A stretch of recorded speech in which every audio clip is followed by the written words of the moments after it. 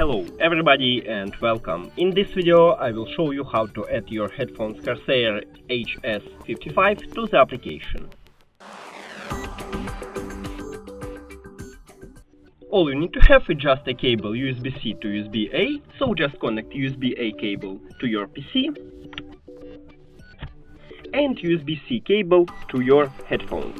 Now, make sure that your dongle is connected to your PC also, and then open the application.